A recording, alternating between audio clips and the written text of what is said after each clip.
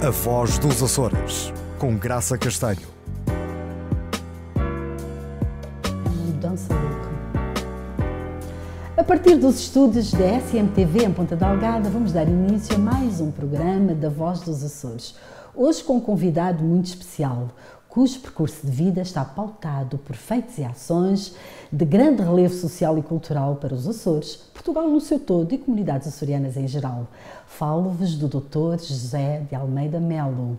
Já deu aulas, é escritor, historiador, técnico superior e dirigente na Câmara Municipal de Ponta Delgada de alguns anos esta parte. Muito bem-vindo, é um prazer enorme tê-lo aqui connosco, finalmente. Eu, depois de enumerar todas estas atividades, tarefas e preocupações que tem tido ao longo da vida, coloco-lhe a seguinte questão: não é qualquer pessoa que consegue fazer isto tudo, isto exige uma formação académica e um autodidatismo, uma busca de conhecimento constante ao longo da sua vida. Como é que chega a este patamar? Em primeiro lugar, obrigado à Graça Castanho por estar aqui neste programa e também com todas as pessoas que nos estão a ouvir pelas ilhas açorianas, e especialmente pelas nossas comunidades de imigrantes, quer do Canadá, quer dos Estados Unidos e pelo mundo fora, onde a SMTV chega a todas as casas. E vai longe, e vai longe. O meu percurso, eu comecei a trabalhar muito novo, quando tinha 19 para 20 anos, nos serviços de desenvolvimento agrário, depois continuei a estudar e entrei na Universidade dos Açores, sou licenciado e pós-graduado em Património, Museologia e Desenvolvimento Local, e pautei-me toda a minha vida ao longo de mais de 30 anos, quase 33 para 34 anos, em prol da divulgação, valorização e promoção da cultura e do património e da identidade cultural das ilhas açorianas. Deu aulas durante alguns anos, dei aulas mas durante depois 6 deu anos. Continuidade a esse ministério através do seu trabalho.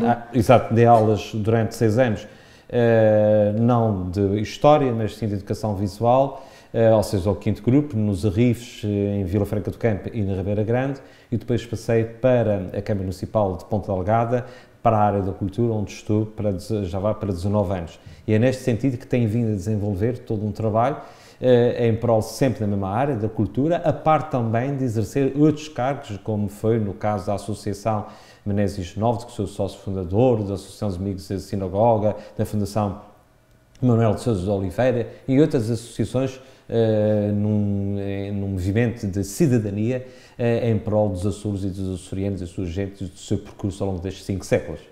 É funcionário da Câmara Municipal de Ponta Delgada, inclusivamente é dirigente, mas por vezes coloca o seu saber, o seu conhecimento e toda a sua energia em temáticas e ações que visam todos os Açores e todos os açorianos, todas as ilhas açorianas. Sim, certo? Eu sou funcionário da Câmara Municipal de Ponta Delgada, responsável pela Unidade Orgânica de Património Cultural da mesma Câmara, que tem a seu cargo o Museu Hebraico Sharazas Amaim, a Biblioteca Municipal, o Centro Natália Correia, o Centro Municipal de Cultura, os Centros Culturais Finais da Luz e de Santo António, mas a par disto também desenvolve outras atividades do ponto de vista também e no exercício de cidadania, na produção e divulgação de conteúdos de temática histórico-cultural, nomeadamente através de algumas obras que tenho vindo a editar em livro. E quais são as suas temáticas preferenciais dessa literatura que tem vindo a publicar nos últimos anos? Já editei ao longo deste percurso cerca de 32 títulos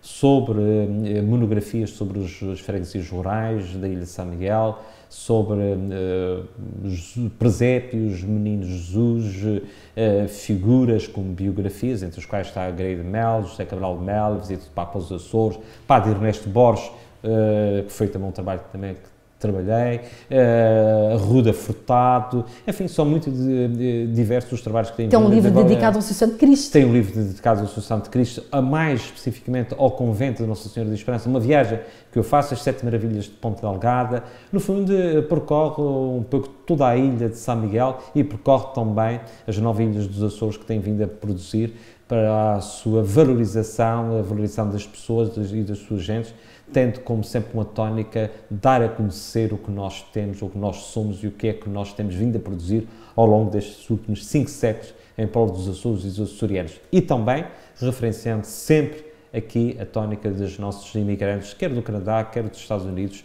como foi também a questão de imigração para os Estados Unidos entre o século XIX e a atualidade, e que se materializou com a fundação do Museu da Imigração Açoriana na Ribeira Grande, mas também com a edição de alguns trabalhos que visem a imigração açoriana para a América do Norte. Nos últimos anos tem mantido uma relação muito forte com as comunidades açorianas, nomeadamente Estados Unidos, Canadá. Foi lá fazer o quê, exatamente? Eu apresentei alguns dos meus livros, quer nos Estados Unidos, na zona da Nova Inglaterra, nomeadamente na Casa dos Açores da Nova Inglaterra, em Providence, agora que está sitiada em Fall River, mas também na Universidade de Massachusetts. Mas também apresentei trabalhos meus em Montreal, tenho feito alguns projetos e de conferências também nos Estados Unidos, de forma que haja sempre aqui uma aproximação entre os açorianos, que são açorianos de naturalidade, mas também açorianos de descendentes açorianos, pessoas que aqui viveram, e de forma que eles também se sintam que fazem parte da nossa história, do nosso percurso, da nossa identidade e, no fundo, da nossa forma de estar no mundo, que é ser açoriano, e que tem um percurso próprio entre o mar, a terra, o céu, através do divino, e esta ligação que se estabelece entre as duas margens do Atlântico, entre o continente europeu e o continente americano, que se estende naturalmente para as nossas relações com o Brasil, também com a América Central e depois com a América do Norte, nomeadamente e de uma forma muito especial com os Estados Unidos e com o Canadá, uma vez que é a partir dos anos 50 que nós começamos a nossa imigração para este país. Para o último, para o Canadá, não é? Porque nos Estados Unidos já temos uma imigração muito mais antiga. E nesses contatos concluiu que, de facto, a açorianidade é mais vivida fora dos Açores do que propriamente nas Ilhas Açorianas. Esse foi um sentimento os açorianos que estão na Nova Inglaterra, aqueles que eu conheço melhor, ou que estão no Canadá, que são as duas comunidades que eu conheço, um dos dois mundos conhecedores da costa, de facto têm muito orgulho de ser açoriano.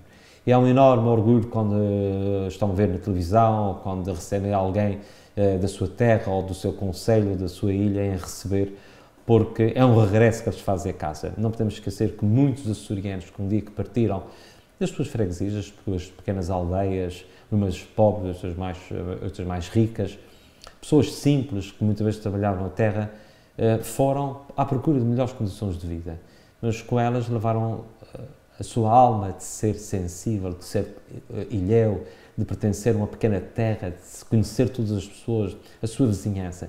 E quando alguém chega da sua terra a este novo país, a esta nova cidade, a esta nova vila onde eles possam viver, é sempre uma enorme alegria de afetos, de aproximação, este reencontro que eles fazem com a terra a partir de uma pessoa, de um grupo musical ou de uma imagem que nos chega, quer da freguesia A, da freguesia B, ou do concelho A ou do concelho C.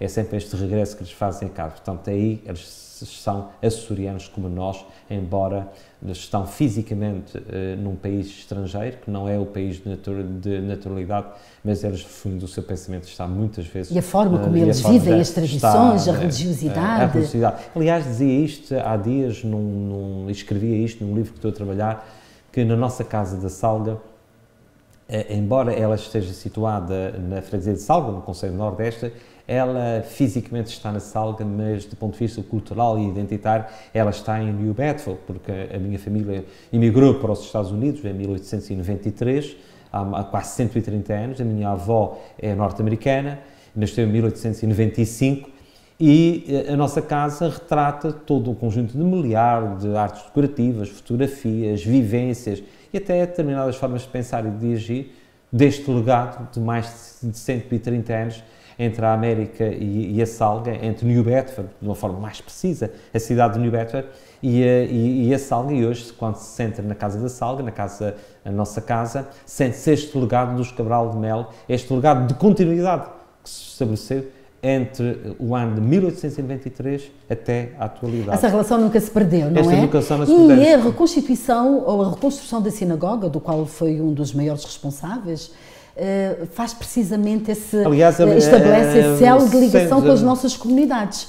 Pode-nos explicar como é que se dá essa reconstrução da sinagoga? Sem dúvida, tem a ver com as comunidades. Foi em 1999, 2000, eu fiz a passagem de ano em Nova York, na Times Square, e regresso à casa da minha avó, onde estava hospedado, em Nash Road, em New Bedford, junto ao Caschet Avenue, e alguém telefonou de Fall River para uma reunião que teria lugar na tabacaria açoriana de Alfredo Alves. E fui convidado daí, nesta reunião, no dia 4 de janeiro de 2000, para participar nesta reunião que tinha como fim a recuperação da sinagoga de Ponta Delgada. Eu, nesta altura, era apenas um simples estudante da Universidade dos Açores e não tinha nenhuma intervenção na cidade de Ponta Delgada. E aqui faço também esta partilha consigo, talvez pela primeira vez, que a Graça não deverá saber isto. E eu disse que não poderia fazer nada porque não pertencia nem à Câmara, eu estudava na Universidade dos Açores, e eles disseram, bom, o senhor veja lá o que é que tem que fazer e o que é que pode fazer. Na semana seguinte, quando eu regressei no dia 5, e na semana seguinte eu fui contatado por Rui Sousa Martins para pertencer à ADIP, à Associação para a Defesa e Investigação de Património, e na semana seguinte fui convidado para ser o assessor para a cultura da Câmara Municipal de Ponta Delgada. E isto porquê? Porque a vereadora que estava no Pelour, da qual é a Graça, tinha saído no verão anterior e tinha deixado vago este cargo. E eu vinha ocupar como assessora... Porque havia incompatibilidades com a universidade. E é neste sentido que entra em ação na Câmara Municipal de Ponta Delgada, e as minhas primeiras ações que levei feito, de facto, é o trabalho em prol da sinagoga. Depois, e numa altura em que a professora Fátima Sequeira também estava a estudar e a professora Fátima Sequeira Dias toda essa herança judaica nos Açores. A professora Fátima Sequeira Dias fez um enorme trabalho em prol do estudo da presença hebraica nos Açores, um estudo académico, aliás, que tem editado em livro, do qual presto aqui também a minha homenagem à memória desta senhora que prestamos, esta senhora que deu um enorme contributo e que fez um trabalho... E como é que está a sinagoga hoje em dia? A sinagoga foi um processo muito longo, do qual eu estive 18 anos, estou há 18 anos para 19 anos a trabalhar sobre este projeto, um projeto em 8 anos difícil, e hoje em dia é um projeto de ganho, foi um projeto de grande prestígio para a cidade, para os Açores e sobretudo para Portugal. É um projeto que prestigia e honra os Açores dentro e fora e honra Portugal. Uma vez que é uma sinagoga, recupera esse legado judaico que nós efetivamente temos. Nós, em 2 anos e meio, recebemos cerca de 15 mil visitantes. Nós somos reconhecidos a nível internacional. Há notícias publicadas sobre o nosso projeto na Austrália, África do Sul, no Brasil, nos Estados Unidos, o maior jornal de cultura hebraica. Junto de comunidades judaicas que estão espalhadas pelo mundo. Comunidades, nós estamos a falar de comunidades de imigrantes, estamos a falar de comunidades hebraicas pelo mundo. Por exemplo, o maior jornal canadense de cultura e identidade hebraica já noticiou 2 reportagens sobre o nosso projeto. E nós já temos grupos de judeus a visitarem a nossa sinagoga. Sim, nós o ano passado recebemos 10 grupos de judeus vindos diretamente de Israel a visitar a sinagoga de Ponta Delgada. O maior grupo de judeus que nos visita são os judeus norte-americanos. Mas o ano passado organizámos a partir de Israel 10 grupos. Este ano, agora que estamos a começar, mas estamos certos que vão vir ainda mais. E o nosso turismo já está preparado para receber esses grupos com algumas especificidades a nível gastronómico? A nível gastronómico, naturalmente. É porque eu recordo que há uns anos atrás organizei um congresso sobre essa herança judaica que nos acompanha há séculos, e uma dos nossos propósitos era que os hotéis e os agentes turísticos ganhassem essa consciência de que é preciso trabalhar para esse nicho de mercado muito específico. Sim, porque algumas já se está a fazer alguma coisa nesse sentido? Não é a nossa competência neste sentido, mas algumas agências de viagem, alguns promotores turísticos começam já a trabalhar, porque vêm cá os promotores, organizam as visitas, organizam tudo, da forma que estejam reunidas as condições para receber estes grupos de judeus aqui nos Açores, principalmente na cidade de Ponta Delgada, que é onde se encontra o maior legado de cultura e identidade hebraica nos Açores. O José de Melo é um homem muito ligado às questões monárquicas. Não sei se é um monárquico, se via algumas vantagens no retorno da monarquia a Portugal. Qual é o seu posicionamento? Olha, toda a gente sabe que partilha muitas coisas, inclusivamente nas redes sociais, dessa ligação que faz com algumas famílias reais. Indiscutivelmente. Eu sou um grande simpatizante da Casa Monarca, sou monarca, Sou um grande simpatizante da Casa Monárquica, isto não é segredo para ninguém. Tem algumas relações, logo com a Casa Real, de amizade próximas com a Casa Real Portuguesa. Ainda recentemente, o Sr. Dom Duarte e a Sra. Dona Isabel, que foram meus convidados para estar na nossa casa na Salga. Foi a primeira visita de um chefe de Estado, de um chefe da Casa Real. Da Casa Real Portuguesa, que visitou a Salga. Foi uma enorme alegria receber o Sr. Dom Duarte e a Sra. Dona Isabel. Mas também têm passado pela Salga, como foi recentemente, o Jorge Romanov, príncipe herdeiro da Casa Imperial Russa, Duquesa de Orleans da Casa Real Francesa, mas tem ligações com outras casas que me aproximei. E tem sido homenageado? Tem recebido algumas medalhas? Tem feito parte daqueles rituais? Não, eu sou cavaleiro da Ordem de Mérito da Ordem de Mérito da Casa Real de Saboia. Fui o ano passado condecorado pelo Príncipe Vítor Emanuel, o chefe da Casa Real, filho do rei Vítor Emanuel. Foi uma cerimónia muito bonita, com grande carga simbólica, que teve lugar em Roma do ano passado, e onde depois fiz parte da comitiva que foi ao Vaticano, à Praça São Pedro, e estive sentado muito próximo, a escasso metros do Papa, uma vez que integrava a comitiva do chefe da Casa Real italiana à Praça Mas de São Pedro. acha que Portugal devia recuperar a monarquia? Sem dúvida. Há benefícios eu juro que há muitos benefícios diretos, muitos. Para já sai muito mais barato a Portugal, seria muito mais barato a Portugal manter um rei do que propriamente um Presidente da República.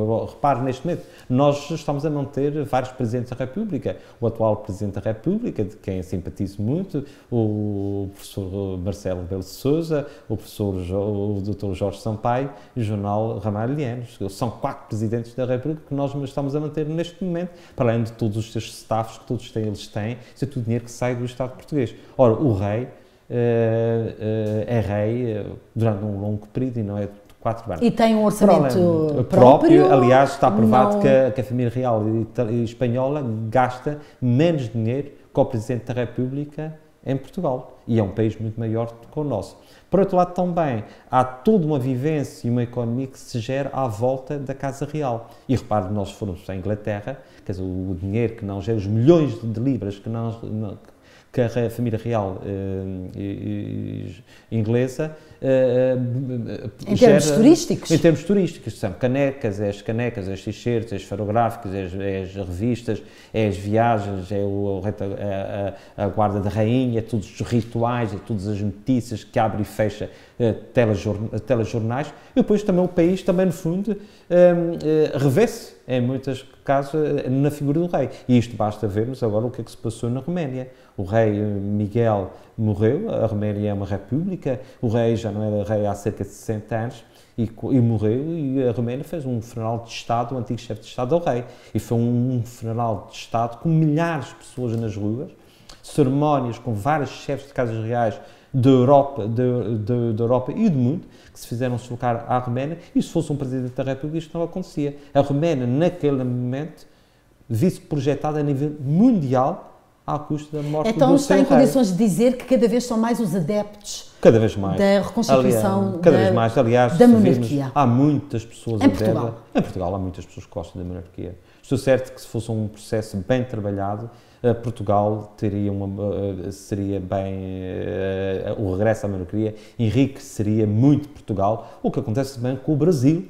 Repare, o período, o reinado de Dom Pedro II no Brasil foi um reinado, embora com algumas polémicas, foi um reinado próximo, e vemos como é que estamos o Brasil da atualidade. Repare que o que foi Portugal após a implantação da República, viveu 50 anos numa ditadura, viveu a Primeira República, a Segunda República, quer dizer, todo um período que nós não tivemos também um período forte de Presidência da República. Eu acho que as pessoas são mal informadas muitas vezes, os adeptos que não são.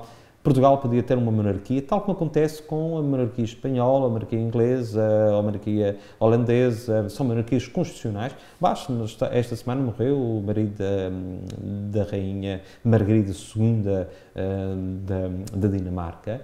Repare que o país participa, o país vive o nascimento dos seus príncipes, mas também chora a morte dos seus reis e dos seus chefes, de uma forma completamente diferente quando é um outro chefe de Estado de uma república. E nós sentimos próximos da figura. É a figura paternal, é a herança, é a continuidade, é um rito que se prolonga no tempo. E julgo que Portugal, num país pequeno, um país de tradições e de boas tradições, se a monarquia retomasse, estou certo que o Sr. Dom seria um benefício, uma mais-valia. É uma mais-valia para Portugal e para os portugueses, na minha opinião pessoal. O José de Melo é historiador. Faz imensa investigação nessa área. Dos reis de Portugal, qual é aquele do qual sente mais prazer em falar? Eu julgo que se sentiria... Pelas suas ações, pelos seus feitos? Gosto de todos, principalmente de Dom João V. E porquê?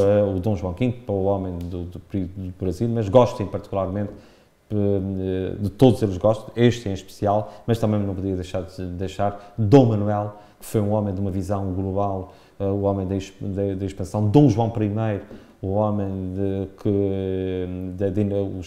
o fundador da dinastia Davis, que com os seus filhos começou para a expansão, mas principalmente também Dom Manuel, o homem dos descobrimentos, o homem que deu o mundo de Portugal ao mundo e o mundo a Portugal e o mundo ao mundo. Portanto, é um homem de uma dimensão maior. O mesmo acontece também com o nosso primeiro rei de Portugal, Dom Afonso Henriques, homem que criou o pai da nação. Nacionalidade. Da nacionalidade. De maneira que são cerca de quase de 800 anos de história, 700 dos quais sobre uma família real, uma família que projetou, afirmou e divulgou Portugal no mundo. E nestes últimos anos Portugal, de facto, tem ainda, e quando nós começamos a ver, de facto, os melhores legados e os maiores legados são, de facto, ainda do tempo da monarquia. Um cidadão da Salga, um cidadão dos Açores, um português de Gema, ou sente-se presentemente como um cidadão do mundo? Eu sou um cidadão do mundo, como qualquer um de nós hoje é um cidadão do mundo. Gosto, de facto, muito de viajar, não viajo tanto como gostaria, mas já viajei. Mas viaja bastante. Gosto muito de ir para o continente europeu, gosto muito de viajar para o continente americano, mas, de facto, também, e tenho feito uma descoberta através do continente asiático. Recentemente qual foi a viagem da sua vida? Aquela que constituiu o maior momento de aprendizagem? Sem dúvida, uma das últimas viagens que fiz, que foi a viagem dos afetos, a viagem do amor, a viagem da partilha, da esperança, da solidariedade, dos abraços, a viagem das lágrimas.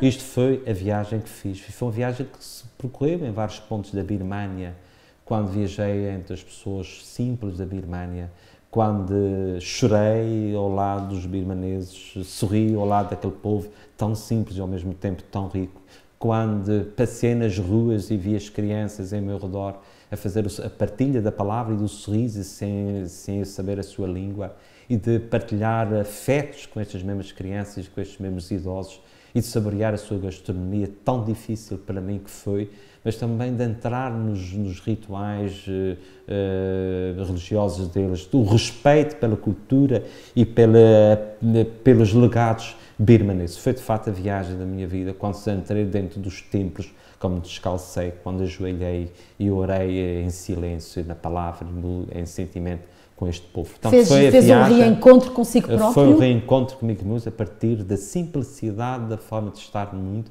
a partir da grandiosidade dos legados birmaneses milenares que o mesmo dá a nós. Senti-se esmagado por essa história, por essas tradições. Poderia dizer que fiz outras grandes viagens para a Europa, visitei palácios, contatei com grandes banquetes, reis ou rainhas, príncipes ou princesas, presidentes, figuras. Mas, de facto, foi a simplicidade, o reencontro com as coisas simples da vida, como foi na Birmânia, que foi a viagem, que me fez este legado, este reencontro com a simplicidade das coisas tão simples, como passear nas margens do rio, subir, o reencontro com os povos tribais, falar e jogar com as crianças tribais, sentir os currais, a gastronomia, as culturas locais, a agricultura, como se fazem. Tal como eu nasci. Isso mudou de alguma forma a sua vida ou foi mais um reencontro com as suas origens? Sobretudo um reencontro com as minhas origens. Eu recordo isto quando Fiz uma viagem de várias horas rio acima, até chegar a uma determinada Suite. Depois de Suite tomei uma canoa e tive mais de quase 3 horas a subir para uma canoa rio, numa pequena canoa, debaixo de uma chuva torrencial, para ir fazer um encontro com as aldeias, as mulheres tatuadas. Aí, e quando estive, uma coisa me impressionou. Eram no meio da mata e havia uns miúdos, quase nus, com pouca roupa, não estavam nus, mas com pouca roupa, que jogavam ao berlindo. E eu recordei que na minha aldeia, na minha pequena terra, na outra margem do mundo, no outro lado do mundo, eu brinquei tantas vezes na rua, em frente à minha casa, com os mesmos berlindos, com os mesmos orifícios na terra, as mesmas covas, e brincava ao berlindo. E pedi a eles, com gestos, se podia também brincar. E brinquei e ganhei. E esta simples atitude foi, de facto, o reencontro que fiz comigo mesmo à volta de 50 anos, ou seja, há 44, 45 anos, quando era criança e brincava com os mesmos berlindos na Salga, mas desta vez fora na Birmânia e com os povos tribais birmaneses. Então a vida do Gedmel faz-se desta dicotomia, por um lado de espaços sumptuosos, de realeza, por outro essas viagens que o levaram a uma consciência da humanidade muito maior. A vida é feita de tudo isto. A história da humanidade é feita com a alegria do nascimento e o choro da morte, da partida. E tudo isto faz com que a nossa vida seja de tempestades e de bonanças, de alegrias e de tristezas, de grandezas e de pobrezas, de fome e de grandes banquetes. E a minha vida, de facto, tem sido isto. Esta passagem de contatos com o melhor que o mundo tem construído, mas também com a simplicidade das pessoas. E isto porquê? Porque, de facto, sou oriundo da freguesia rural, do Concelho do Nordeste, uma freguesia pobre, distante. Eu nasci em 1967, tinha 7 anos quando o 25 de Abril chegou, e quando chegou não havia luz elétrica na Salga. Portanto, eu estudei a primeira e segunda classe com a luz do candeeiro na nossa casa. Lembro perfeitamente de ir à escola, lembro da simplicidade dos homens da Salga andarem descalços e trabalhar a terra. De maneira que o mesmo acontecia pelos Açores fora, não é? E pelo país inteiro. Na Maia e pelo país inteiro, é bem verdade. O interior, fora de Lisboa, Porto, dos grandes centros urbanos, esta é a realidade. Portanto, eu tenho consciência desta herança ancestral. Mas isto... Mas as pessoas que o conhecem mal, ou se calhar que o conhecem bem, sabem que o Gedmel é vaidoso.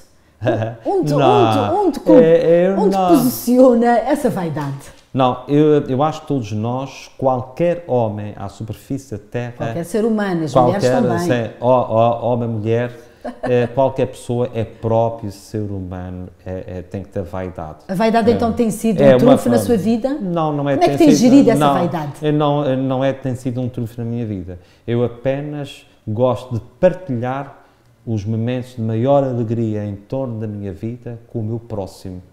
Eu partilho a minha alegria com os meus amigos e com as pessoas que me conhecem. E as pessoas apreciam. Porque o meu trabalho em prol dos Açores e dos açorianos, em prol de todos aqueles que me acompanham dentro e fora dos Açores, é em prol do bem comum. E quando partilho a alegria de estar numa vitória, partilho que seja a minha vitória, mas seja a vitória da graça, ou seja a vitória do... E numa tentativa de servir de modelo, de inspiração. Portanto, eu vou dar-lhe aqui o exemplo disto. Eu, há um ano e meio, fui condecorado pelo Senado de Massachusetts, nos Estados Unidos. E fiquei, de facto, muito alegre e orgulhoso, porque o meu trabalho tinha sido apreciado num país fora e para um Estado fora, que mereceu uma condecoração. No dia seguinte, eu fui recebido pelo Presidente do Senado, Stan Rosenberg, no Senado. O Presidente do Senado mais antigo dos Estados Unidos, com o Senado de Boston, Massachusetts. E quando eu fui ao Senado, pensava que ia ser recebido no gabinete, fui recebido pelo Presidente do Senado, juntamente com todos os seus senadores, em plenário. E eu não pensava nisto. Isto foi a maior honra que me pudessem dar. É ser recebido, um descendente de um imigrante de 1893, a ser recebido para a maior instância política do Estado, onde os seus avós tinham emigrado, onde a sua avó tinha nascido. E o facto de eu ir ali era a causa da sinagoga de Ponta Delgada. E quando eu cheguei, eu transbordava de alegria, mas também transbordava de medo, e o meu coração chorava, porque naquele momento não estavam a receber o José de Mel, não estavam a receber o José de Mel cidadão, mas estavam a receber todo o povo hebraico que simbolizava no meu trabalho a recolha dos legados, a recuperação da sinagoga de Ponta Delgada. Aquela homenagem era materializada no corpo e na pessoa de José de Mel, mas na verdade ela era apenas a carcaça de um projeto ou de um chapéu enorme que era todos os judeus. E naquele momento eu partilhei como sendo uma alegria para todas as pessoas hebraicas, de cultura e identidade hebraica, porque na verdade andarem errantes pelo mundo. E quem respeita o próximo, respeita-se a si mesmo. E muitos vieram ter aos Açores, exatamente, porque a nossa matriz, o nosso ADN está impregnado também. Cerca de 14, 15%. 15%. De maneira que esta vaidade é uma vaidade materializada na partilha da palavra, do verbo, dos legados e de um percurso em prol dos Açores e dos açorianos. É uma vaidade que possa servir de exemplos a qualquer outras pessoas, a outros jovens, a outras pessoas que têm os mesmos sonhos, que querem fazer as mesmas caminhadas, que querem afirmar e valorizar a sua terra. Esta é que é a vaidade. É uma vaidade de conteúdo positivo, claro, e instrutivo. Com estas palavras do Dr. José de Mel, que são de facto inspiradoras, nós vamos terminar mais este programa da Voz dos Açores. Um bem-aja a todos e a todas e até sempre. Não se esqueçam, sejam felizes.